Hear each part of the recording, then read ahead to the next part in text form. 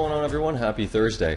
I thought it was a good time to talk about this because I posted a photo on Facebook before of a bodybuilding.com order I recently did, and I was splitting it with a few buddies of mine. So you can take a look at that picture right here, and as you can see, there's quite a bit in that. I mean, I actually did quite a large order. So now some people may get the misconception from seeing that, or seeing, I guess that just in general, people do get this misconception when it comes to supplements, but it's that you can have supplements as sort of the primary food source or nutrition source or whatever you want to call it within one's diet, especially when doing bodybuilding or fitness or any sort of stuff like that, which is really exactly what I just mentioned. It is a misconception. It's something that, a lot of these supplement companies tend to push on, and people just eat that stuff up. Yeah, I see a lot here on YouTube, a lot of with the fitness channels and stuff like that, and I really believe that the foundation of someone's diet should be as healthy, organic as possible, and that would be from earth-grown nutrients, from just really whole natural foods.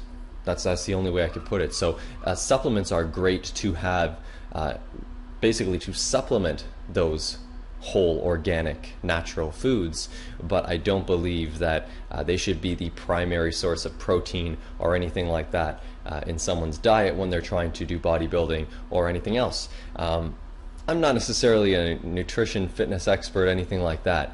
I'm just going by the results I see, the results I get, how I feel, and it really is just mostly common sense. You obviously, the human body's not really made, say, to take in protein powders and stuff like that. It just makes more sense, obviously, to have some lean foods, and especially when you're having those lean foods and those whole foods such as chickens or turkeys or steaks even, to have ones that are organic, that are not modified, that are not GMO. And I've talked about this a lot in previous videos as well, and I'll put some links in the description below, and also check out my video here where I've talked about my grocery run. Now I do grocery runs bi-weekly, and I try to go to farmers markets, and I've always suggested that any of my subscribers that watch my videos should try to locate farmers markets in their area, because it is a great source of food, and really you're supporting your local community, so that's great as well. But I just wanted to talk about this and just briefly touch on it, because I posted that photo up, and I don't want to give the misconception that it's okay to have supplements as your primary food source. It just doesn't make any sense.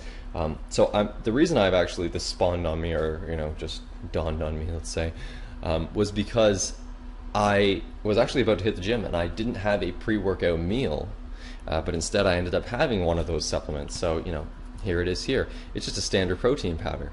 I'm not too picky about the brands or anything like that. You can get organic protein powders and things like that, but you know what? For me, they are not worth it in terms of their dollar to gram value on the protein. It just doesn't make any sense. So, for instance, I could go out and get an organic protein that comes from brown rice, or you can get all kinds of different stuff. I could even put something together with like chia seeds or flax seeds, and we're getting into food now. But if I was just to really get a standard protein, I really just look at obviously the brand rating and people's feedback on that particular product, and I just go for the price.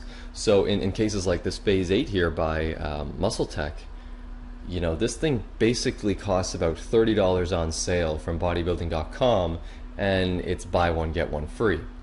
So really you're paying about 15 bucks for each of these tubs here.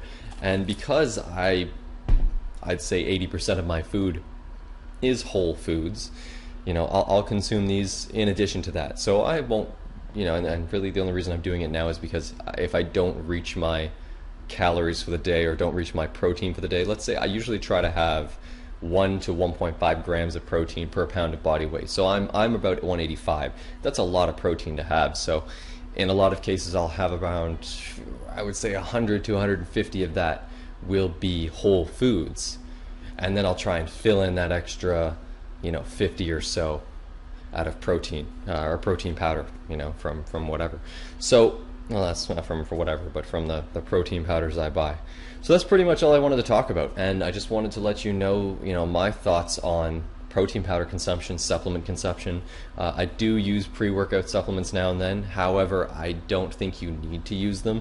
I've in the past often just used any sort of just black coffee, any sort of caffeine like that. You have an espresso or something, and you can get a similar effect. There are things, you know, obviously that are beneficial when you have pre-workouts that you wouldn't get out of just throwing it together yourself, but that's it. You know, there's so many things you can do. The most important thing is really just to ensure that you are aware of these things. To really, if you're watching this video still, the fact that you're taking that time to just have this conversation is really the most important part. So, you know, it's all part of that journey, and take it at your own pace and do what you got to do. Just make sure you're doing something. That's really it. Any comments, leave it down below. Let me know how you're doing on your fitness journey, if you've started one, or if you're considering starting one. Why not? Give it some thought. Take care.